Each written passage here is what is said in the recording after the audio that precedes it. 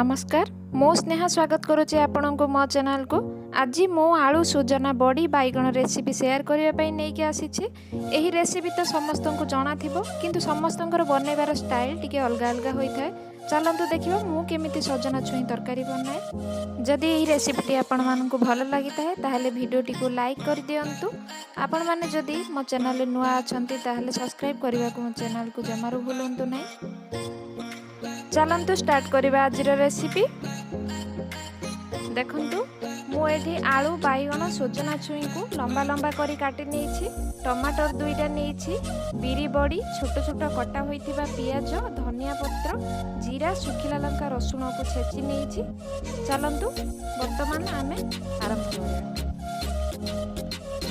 प्रथमे gas on करी करेई बसई नेछि। करेई रे परिबा सिजिबा पई आवश्यक मुताबिक पानी देई काटिकी रखिथिबा परिया को सेथिरे छाड़ी दबा।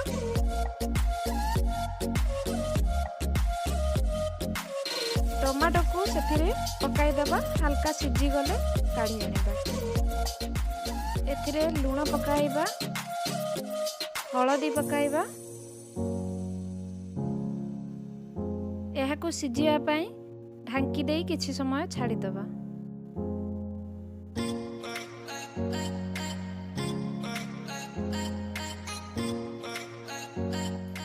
दुई 3 मिनिट पर ढांकुनी खोली आमे टमाटो को बाहर कर नबा।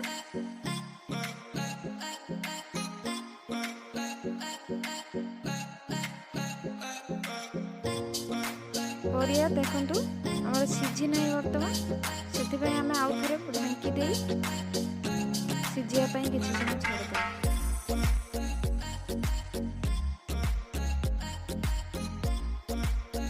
परिबा हमर सिझी गलानी। चलतु बर्तमान गोटे जगह को काढ़ी नबा। काढ़ी सारला परे करेई रे तेल गरम करी सेतिरे बिरी बड़ी को भाजी नबा।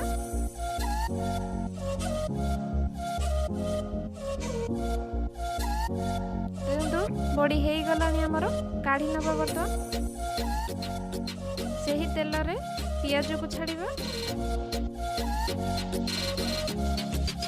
पियाज को हल्का फ्राई कर नबा।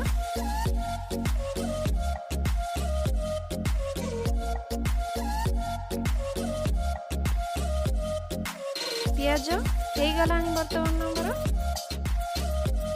छेचिकी रखिथिबा जीरा, सुखिला लंका, रसुण को सेथिरे पकेई देबा एवं भल भाबरे मिक्स करि नबा।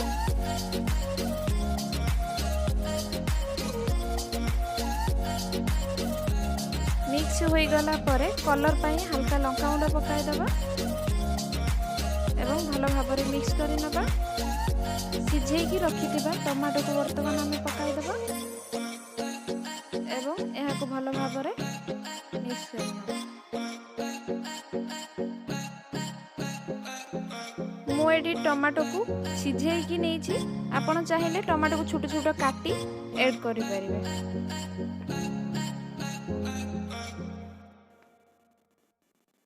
मसला हे गलानी वर्तमान आमे सिझेकी रखिथिबा परिया को ढाली दबा।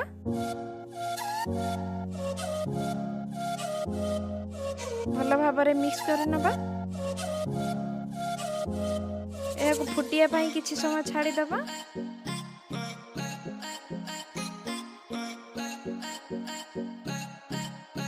तरकारी हमर फुटी गलानी। वर्तमान भाजी की रखिथिबा बड़ी को सेथिरे पकाई दबा।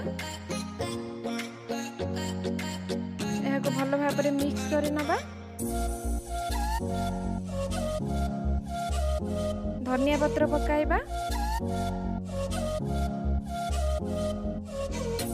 भल भाबरे मिक्स करी फुटिया पई आ किछि समय छाड़ी दबा।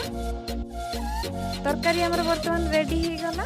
आपण माने देखि पारुथिबे एहा बनैबा केते सहज एवं खाइबा पई बहुत टेस्टी होइते। এই রেসিপিটি আপনার কেমিতি লাগিলা কমেন্ট করে জানাନ୍ତୁ। Thank you.